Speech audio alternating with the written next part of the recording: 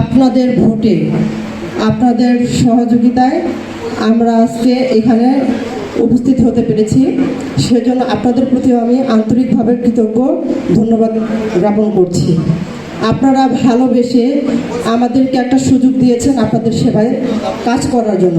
এখানে আমাদের যিনি প্রধান অতিথি আছেন, মাননীয় সংসদ সদস্য এবং সম্মানিত উপজেলা পরিষদের চেয়ারম্যান, ওনাদের দিক নির্দেশনায় আমি আমার জায়গা থেকে আপনাদের পাশে সবসময় থাকবো, এই আশাবাদ ব্যক্ত করে আমি আমার সংক্ষিপ্ত বক্তব্য শেষ করছি।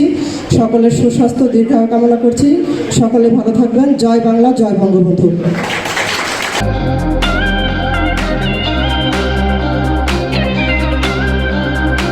আমি বক্তব্য দিব না, যেহেতু বক্তব্য অনেক দীর্ঘ হয়েছে।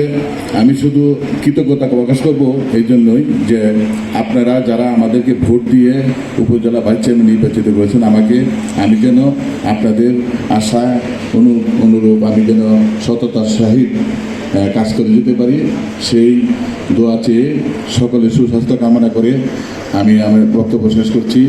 জয় বাংলা, জয় বঙ্গবন্ধু।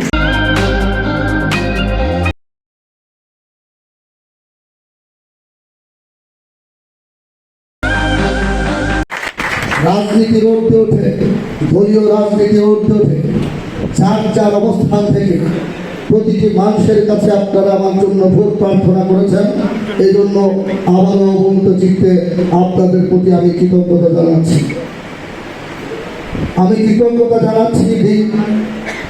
দীর্ঘ 5টি বছর আমার এই সম্মানিত চেয়ারম্যানগণ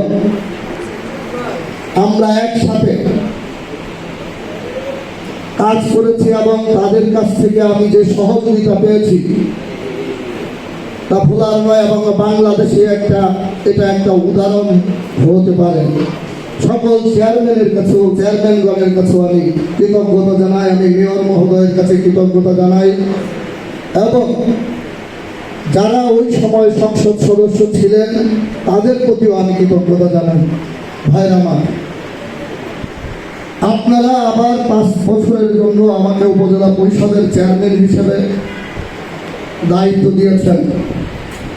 আমি পরিষ্কার একটা কথা বলতে চাই, বিভিন্ন সময় আমরা যারা রাজনীতির সাথে সম্পৃক্ত তাদের বিরুদ্ধে বিভিন্ন সময় অপপ্রচার হয়ে থাকে। আমাদের প্রিয় নবী মুহাম্মদ সাল্লাল্লাহু আলাইহি ওয়াসাল্লামের বিরুদ্ধে অপপ্রচার হয়েছে। এখানে উলামায়ে কেরামরা আছেন। হেন অপপ্রচার নাই যে তার বিরুদ্ধে হয় নাই। আমি আগেও বলেছি, আজকে এই সভায় আপনারা গণ্যমান্য ব্যক্তিবর্গ উপস্থিত আছেন। আমি মহান আল্লাহ পাক রব্বুল আলামিনকে হাজের নাজের রেখে বলতে পারি,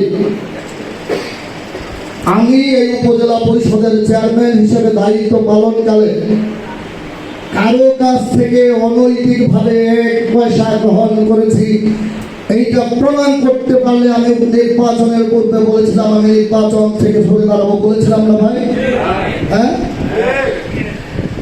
এখন ষড়যন্ত্রটা হয় গোপনে, ওগুলা আমি পুরাই জ্ঞান করি। আমি আপনাদের সন্তান, আপনাদের ভাই। আল্লাহর রাসূল আপনারা তার জীবনী, মুহাম্মদ সাল্লাল্লাহু আলাইহি ওয়াসাল্লামের জীবনী যদি দেখেন, সাহসী মানুষকে প্রথম ইসলাম গ্রহণে তিনি অনুপ্রাণিত করেছেন। সাহসী মানুষগুলোকে, হযরত ওমর তাদের মধ্যে অন্যতম। আমি আপনাদের একটা কথা বলি, ভীতু মানুষের সাথে সম্পর্ক রাখা এটা আত্মহননের সামিল, আত্মহত্যার সামিল। কাজেই কোন ষড়যন্ত্র আমি অতীতেও ভয় পাই নাই, ভবিষ্যতে ভয় পাবো না। জনস্বার্থে ইনশাআল্লাহ আমি আপনাদের সাথে থেকে, আপনাদের সন্তান হিসেবে, আপনাদের সেবক হিসেবে আবারও 5টি বছর কাজ করে যাবো ইনশাআল্লাহ। ভাই আমার, বোনেরা আমার, আমি যে কথাটি বললাম, এই যে বিভিন্ন অপপ্রচার, এটা রাজনীতিবিদদের সমাজে যারা খ্যাত হয়, প্রখ্যাত হয়, বিখ্যাত হয়, তাদের বিরুদ্ধে অপপ্রচার হয়। আপনাদের মাধ্যমে আমি এই ষড়যন্ত্রকারীদের আজকে বলতে চাই, এই সমস্ত অপপ্রচার দিয়ে আমার পথ রোধ করবেন এই মানুষটা আমি, এটা আপনার বিশ্বাস করেন? হ্যাঁ, যেখানে তো হাত তুলে এই মানুষটা আমি, কিছু ভয় পাওয়ার লোক আমি? হ্যাঁ, কি তোরা কি মনে করেছেন ভয় পাই? হ্যাঁ, কাজেই আমি আপনাদের সাথে আবার আজকে ওয়াদা করলাম, আমার গতকাল শপথ হয়েছে, সেখানে কি বলেছি, ভয় ভীতি রাগ অনুরাগের বশবর্তী হইয়া আমি কোনো সিদ্ধান্ত গ্রহণ করব না।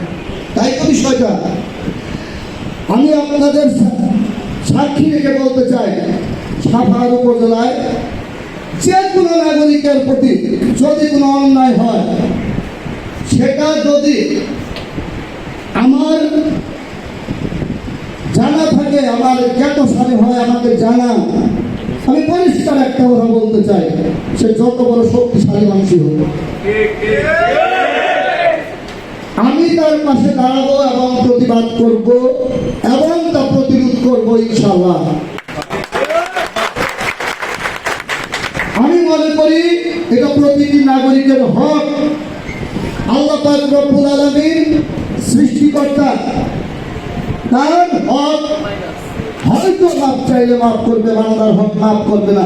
এই যে আপনারা এই সাভারের মানুষ আমার প্রতি আস্থা রেখেছে, তাদের হক আদায় করা এটা আমার ফরজ হয়ে গেছে না? হ্যাঁ, কাজে আমি যদি কারো প্রতি অন্যায় দেখে চুপচাপ বসে থাকি, তাহলে আমি হাসনা ময়দানে আটকা খেয়ে যাবো, এটা আমি বিশ্বাসী। কাজে এই ব্যাপারে আমার সম্মানিত চেয়ারম্যান, আমার উপজেলা পরিষদের বিভিন্ন বিভাগে কর্মরত বিভাগীয় প্রধানগণ, আইন শৃঙ্খলা বাহিনীর সাভারে কর্মরত কর্মকর্তাগণ, সকল জনপ্রতিনিধিগণ, সুশীল সমাজের ব্যক্তিবর্গ, মুক্তিযোদ্ধা এবং সাংবাদিক ভাইদের কাছে সহযোগিতা চাই এবং আপনারা আমার জন্য দোয়া করবেন, আমি যেন আমার শপথ রক্ষা করতে পারি ইনশাআল্লাহ। সকলকে ধন্যবাদ। খোদা হাফেজ। জয় বাংলা, জয় বঙ্গবন্ধু, বাংলাদেশ চিরদিন।